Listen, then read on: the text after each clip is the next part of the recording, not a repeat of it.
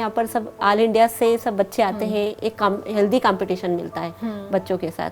बहुत चेंज आया कोटा आने के बाद, उसमें बहुत चेंज आया। अच्छा, एलेन तो इतना टेस्ट करवा देता है कि बच्चे बिल्कुल टेंशन में नहीं रहे। मैंने बस इतना ही पूछा कि पेपर अच्छा है ना बेटा, तो बोला मम्मी बहुत ज़्यादा सरल आ गया था। किसी भी बच्चे की ज़िंदगी में उसकी पहली गुरु उसकी माँ होती है। वो माँ ही होती है जो उसे चलना सिखाती है, बोलना सिखाती है, और अगर चलते चलते बच्चा गिर जाए तो संभल कर उठकर फिर से चलना सिखाती है। वो माँ ही होती है जो उसमें संस्कारों का बीज बोती है। तो कहने का मतलब ये है कि किसी भी बच्चे की ज़िंदगी में उसकी पहली गुरु उसकी माँ होती है, जो ज़िंदगी में उसे जीना सिखाती है। और इन दिनों हर किसी के मुंह पर एक ही नाम है, वो है वेद लाहोटी का, जिसने जेईई एडवांस्ड में टॉप किया है हाईएस्ट मार्क्स के साथ। हेलो स्टूडेंट्स, नमस्कार, मैं हूं आपके साथ ज्योति पुष्पेंद्र सिंह। तो चलिए बिना देर किए क्यों ना आज वेद की माता जी से आपको मिलवाते हैं। जया लाहोटी जी हमारे साथ स्टूडियो में मौजूद है। मैम बहुत बहुत स्वागत है आपका। सबसे पहले तो मैम यही पूछती हूँ कि क्या आपको पूरी उम्मीद थी जिस तरह का बच्चा है वेद कि वो इतने हाईएस्ट मार्क्स के साथ टॉप करेगा जेईई एडवांस्ड को? नहीं, मुझे ये पूरी उम्मीद थी कि वेद ऑल इंडिया में टॉप 1 पोजीशन आएगा, लेकिन एक इतना नहीं था कि इतने अच्छे नंबर हिस्ट्री को क्रिएट करेगा। अच्छा मैम, सबसे ज़्यादा मुझे लगता है वेद के बारे में कोई जानता है तो वो आप ही हैं। पढ़ाई में वेद बहुत अच्छा है, हमें पता है। उन्होंने इतिहास रच दिया है सबसे ज़्यादा मार्क्स लाकर जेईई एडवांस्ड के एग्ज़ाम में। लेकिन उसके अलावा उनको क्या क्या पसंद है? अगर उनके बचपन के बारे में हम बात करें, क्या वेद कभी बहुत ज़िद्दी, कभी खाने में बहुत टेंट्रम थ्रो करे हों, स्कूल जाने में कभी बहुत ऐसे किया हो कि मुझे आज स्कूल नहीं जाना, वो बचपन में कैसे रहे हैं? नहीं मैम, मैंने जब इसको फर्स्ट टाइम स्कूल भेजा था तो मुझे याद है कि ये बिल्कुल नहीं रोया था, जबकि बाकी सब बच्चे बहुत रोते हैं स्कूल जब फर्स्ट पहला दिन होता है स्कूल का में, तो बहुत ज़्यादा रोते हैं बहुत बच्चे। रोते, लेकिन वो इतने खुशी खुशी गया था कि, और वहाँ पर भी मतलब कभी टीचर से कुछ कंप्लेंट नहीं आई कि बच्चा परेशान कर रहा है या कुछ भी। बहुत मतलब मन से पढ़ता था वहाँ पे। अच्छा, खाने में वेद को क्या पसंद है? जब भी आप इनके लिए टिफिन प्रिपेयर करते थे इसको तो क्या कुछ ऐसा था कि मुझे ये नहीं खाना, मुझे ये खाना नहीं, है? इसको मेन ज़्यादातर टिफिन में मैं भिंडी की सब्जी और आलू की सब्जी रखती थी। इसको दो चीज़ें बहुत पसंद थी। अच्छा, इसके अलावा खेलने में क्या क्या, कभी ऐसा हुआ कि कभी बाहर से आए हो वेद और बहुत ज़्यादा मिट्टी में भरे हुए हों खेल के और आपने उन्हें डांटा हो कि अरे आज कहाँ गए थे? मतलब किस तरह के बच्चे रहे हैं? नहीं मैम, उस टाइप में मतलब खेलकूद में कुछ खेलता था, बाकी ऐसा ज़्यादा खेल में इंटरेस्ट नहीं था उसका। बचपन की बहुत सारी पिक्चर्स होंगी आपके पास। बचपन में हमने देखा है कि बच्चों को ना बर्थडेज मनाने का बहुत शौक होता है कि मेरा बर्थडे आ रहा है, मेरा बर्थडे आ रहा है। ऐसे में क्या वेद को भी था? नहीं, वेद का हम लोग बर्थडे मनाते थे, सब दोस्तों को बुलाते भी थे, लेकिन जब भी कुछ खेलकूद का हम रखते थे तो उसमें जैसे ही वो हारता था इतना रोता था कि हमने 2-3 साल उसका बर्थडे मनाने के बाद उसका बर्थडे मनाना बंद कर दिया। अच्छा, उनको हारना पसंद उसको हारना पसंद नहीं था। अच्छा, तो फिर उसके अलावा उनको अपने बर्थडे पे क्या करना पसंद था? फिर आप कहाँ लेके जाते थे? फिर हम उसको क्या, ट्रेन में घूमने का बहुत शौक था, तो हम उसको ट्रेन में घुमा के लेके आते थे। फिर उसको क्या है, खाने पीने का बहुत शौक है, तो खाने पीने का बहुत शौक है। फिर हम उसको होटल में जाके खाना ना खिला के लाते थे, लेकिन उसको ज़्यादातर घर का खाना बहुत पसंद है। घर का खाना बहुत और पसंद उसको है। मतलब ऐसे जंक फूड वगैरह कुछ नहीं पसंद है, उसको नॉर्मल खाना चाहिए, दाल चावल सब्जी रोटी, तला गला बिल्कुल नहीं खाता है, और सब उसको घर का खाना। अच्छा, माँ की डांट तो सबने सुनी होती है और माँ की डांट का असर भी बहुत होता है बच्चों पर। तो क्या आपके दोनों बच्चों में से सबसे ज़्यादा डांट किसने खाई है? वेद ने डांट खाई है कभी आपकी? वेद को मेरे यहाँ दोनों बच्चों में मैं एक को भी डांटती थी तो दूसरा अपने आप समझ जाता था कि मम्मी आज गुस्से में है। दोनों भाइयों में ओके। अच्छा, जैसे आप हमें पहले बता रहे थे कि अब जैसे बच्चों को होता है ना कि एक एज के बाद में उनको कपड़ों का बहुत शौक होता है, उनको पहनने का बहुत शौक होता है, तो क्या वेद का ऐसा था कि मुझे ये चाहिए, मुझे वो चाहिए? नहीं, मैं यहाँ जा रहा हूँ तो मम्मा मेरे लिए ये लेकर आना, ऐसा कुछ है? नहीं, मैंने वेद में ये खासियत देखी थी कि कभी भी उसने कुछ चीज़, मुझे खिलौना तक भी नहीं मांगा आज तक। डिमांड नहीं की, कोई डिमांड नहीं। जो उसको हम कपड़े ला देते थे पहन लेता था, बस उसको ये था कि कंफर्टेबल कपड़े चाहिए। तो शादी कभी किसी फंक्शन में या फेस्टिवल में वो किस तरह नहीं, कभी उसने कोई डिमांड नहीं करी। यहाँ तक कि उसका भाई एक क्लास आगे था तो हम उसकी सब किताबें उसको देते थे पुरानी। हाँ, कभी वो नई किताब भी नहीं, हाँ नई कभी किताब नहीं मांगता था। उसका यूनिफॉर्म उसको काम आता था, मतलब उसने कभी कोई डिमांड नहीं की। यहाँ तक कि एक खिलौने तक के लिए डिमांड नहीं की उसने। मतलब वेद बहुत ही समझदार मैं कहूँगी बच्चा रहा है, और मुझे लगता है ऐसा तो बहुत मुश्किल से ही होता है। माँ के लिए तो ये ऐसा है कि गॉड गिफ्टेड चाइल्ड है, बिल्कुल जिद नहीं करता है। अच्छा, इसके अलावा मैम क्या हमेशा से ऐसा था कि इसको मैं बड़े होकर इंजीनियरिंग बनाऊंगी? मतलब एक माँ का भी एक सपना होता है ना कि मैं चाहती हूँ कि मेरा ये बेटा ये बने या फिर मेरा ये बच्चा ये बने, तो आपका क्या सपना था? मेरा सपना था, हमारे परिवार में कोई डॉक्टर नहीं है, तो मुझे ये था कि वे एक डॉक्टर बने।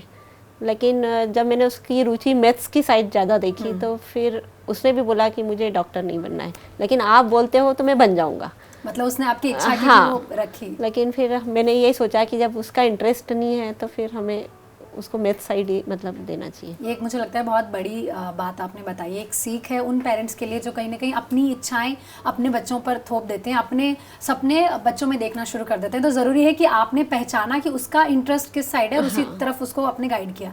अच्छा, आपने सबसे पहले कब आइडेंटिफाई किया? मतलब वैसे तो चलिए बच्चे क्या है अपनी ही गलतियों से सीखते हैं, और मुझे लगता है बहुत कम एज में तो समझ में भी नहीं आता है कि अच्छा ये पढ़ाई में इतना अच्छा होगा क्या आगे जाके, या फिर ये इतना अच्छा कर लेगा क्या। सबसे पहले आपने कब आइडेंटिफाई किया कि वाकई वेद बहुत अलग है, बहुत अच्छा है पढ़ाई में और इस पे ध्यान देना चाहिए? नहीं, जब से स्कूल नर्सरी से गया था मैंने देखा कि सब में मतलब पूरे सेक्शन में ये टॉप करता था, और पढ़ाई मतलब स्कूल में भी जाता था तो सब क्लास में सबसे लास्ट में बैठता था, बच्चों के साथ नहीं बैठता था कि डिस्टर्ब होगा मुझे। अच्छा। तो वहाँ पे भी सब टीचर बोलते थे कि ये, जब भी कोई भी टीचर क्वेश्चन पूछता था तो मतलब ये सबसे पहले जवाब देता था। तो मतलब टीचर की कंप्लेंट होती थी कि ये बाकी बच्चों को मतलब मौका नहीं देता है, मतलब हमें बोला जाता था, होता है। हाँ बोला जाता था कि इसको थोड़ा बोला करो कि मतलब पहले बच्चों को भी थोड़ा आंसर देना दे उसको। फिर धीरे धीरे फिर मैंने देखा कि इसका होमवर्क भी जैसे घर पे आता था तो बस अपना लंच किया और आधे घंटे बाद अपना होमवर्क कंप्लीट कर लेता था। मतलब स्कूल से मतलब आते से बोलना ही नहीं पड़ा, हमें इसको कभी बोलना ही नहीं पड़ा। और फिर मुझे ऐसा लगता था कि मतलब इसको अपन और आगे लोड दे सकते हैं, जैसे किसी बच्चों का रहता है ना कंप्लीट ही नहीं हो रहा होमवर्क, इसका डेली 1-2 घंटे में होमवर्क भी हो जाता था। तो फिर हम फिर 5th क्लास के बाद इसने इसके स्कूलों में से ओलंपियाड वगैरह कम होती थी, तो हमें इतना कुछ पता नहीं चला कि ये पढ़ने में अच्छा है। फिर एक बार 5th क्लास में ओलंपियाड हुई इसकी, मैथ्स ओलंपियाड था, तो इसने मतलब खुद के हिसाब से उसने इंटरनेशनल लेवल पे सेकंड आया, नेशनल लेवल पे सेकंड आया था। तो मुझे तब फील हुआ कि ये अपने बलबूते पे इतना कर सकता है तो इसको कोई गाइडेंस अच्छा मिल जाए, ध्यान देना चाहिए, सही गाइडेंस मिलनी चाहिए। फिर हमने इसको एलएन डाला। फिर वहाँ पर एलएन में भी सब सर लोगों ने इसको बहुत गाइड किया कि इसको ये ओलंपियाड दिलाओ। हमको उसका कुछ नॉलेज ही नहीं था कि ये ओलंपियाड होती है। फिर सर ने उसको तैयारी भी करवाई, वैसे धीरे धीरे करके उसका मतलब डेवलपमेंट होता गया। एक सही गाइडेंस, एक सही प्लेटफॉर्म मिलना मुझे लगता है एक स्टूडेंट के लिए बहुत ज़रूरी है। बहुत जरूरी है। उसके अंदर वो कैलिबर था, लेकिन कहीं ना कहीं उसे पहचान कर आप एक सही जगह सही हाथों पे, जबकि सब पेरेंट्स लोग बोलते भी थे कि मतलब 6th क्लास में बच्चों को नहीं डालना चाहिए, पर इतना लोड नहीं डालना चाहिए बच्चों को, बच्चे डिप्रेशन में चल जाते हैं। लेकिन मैंने वेद में देखा था कि वो बहुत अर्ली एज से कर लेगा, मतलब इंटरेस्ट था। तो फिर मैंने जैसे ही भी डाला तो स्कूल का भी करता रहा, क्लास में भी जाता था तो वहाँ पर भी करता रहा, मतलब ऐसे कर करके वो आगे बढ़ता रहा। अच्छा, जैसे हम देखते हैं कि जो सोसाइटी है उसमें एक अलग ही माहौल होता है। अगर किसी का बच्चा कुछ बहुत अच्छा करता है तो माँ ऐसे होती है ना कि मिठाई बांट रही है या सबको बताती है आस पड़ोस में कि मेरे बच्चे ने इतने मार्क्स लेकर आए हैं, या फिर हम स्टेटस भी, आजकल स्टेटस का बहुत ज़माना है, हम हर चीज़ का स्टेटस अपलोड कर देते हैं कि ये हुआ है लाइफ में, ये हुआ है, या फिर मेरे बच्चा इतने मार्क्स लेकर आए हैं। आप ऐसा करती हैं और अच्छा लगता है? क्योंकि वेद बहुत अच्छा है। 1-2 बार मैंने किया था, लेकिन वेद को बिल्कुल पसंद नहीं है कि उसका स्टेटस पे फोटो डाले या फिर उसके मार्क्स को सबको बताए कि मेरे को इतना आया है।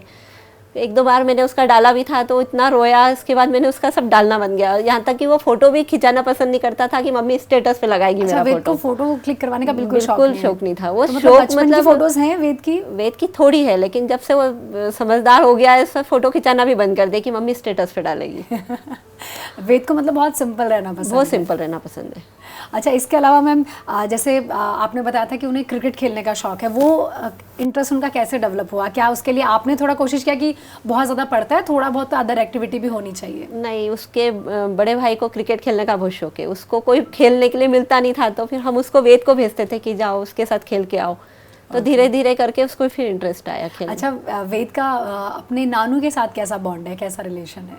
नानू के साथ तो मतलब जब ये 2.5 साल का था तब मेरी मम्मी एक्सपायर हो गई। जी। तब मुझे लगा कि नानू एकदम अकेला फील करेंगे, तब उसी दिन से हमने नानू के पास उसको, मतलब नानू रहते हमारे साथ ही थे पर नानू के पास सुलाना, तो तब से वो ज़्यादा नानू से बहुत अटैच है। कहीं पे भी मतलब ओलंपियाड के लिए ले जाना तो नानू इसको ले जाते थे, वो नानू के साथ मतलब कंफर्ट भी रहता है।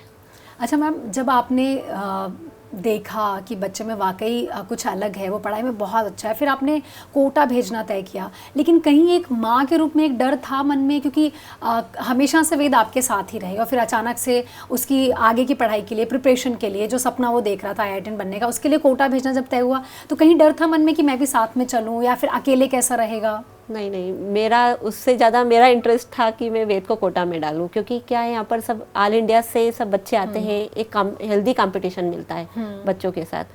तो मुझे बिल्कुल मुझे तो बहुत ज़्यादा खुशी थी कि मेरा वेद कोटा जा रहा है और मुझे कभी ऐसा नहीं लगा कि उसको अकेला छोड़ने में मुझे कोई दिक्कत आएगी, क्योंकि मुझे पहले से ही पता है कि वो मतलब पढ़ाई के प्रति ही उसका सब कुछ है, तो मुझे कभी डर नहीं लगा। ऐसा हुआ है कि जैसे आप दूर हो, आप वहाँ हो, इंदौर में हो, और वे जब कोटा में था, कभी इसका कोई एग्ज़ाम था या कभी आपको सुबह उठाना पड़ा हो इसको? एक होता है ना कि जब बच्चा एग्ज़ाम होता है या कुछ भी होता है तो माँ पूरी कोशिश करती है कि मैं भी अपडेट रहूँ या अवेयर रहूँ कि वो क्या कर रहा है, फिलहाल उठाए कि नहीं उठाया, क्लास गया मैं उसको डेली सुबह 6 बजे उठाती थी। आप ही उठाते थे फ़ोन करके? मतलब एक बार वो बोलता था कि मम्मी मैं उठ तो जाता हूँ लेकिन एक बार आप मुझे उठा देना, मतलब जैसे ही वो हाँ पास में थे, ओके कर देता था, फिर हम सोच लेते थे कि बस वो उड़ गया है।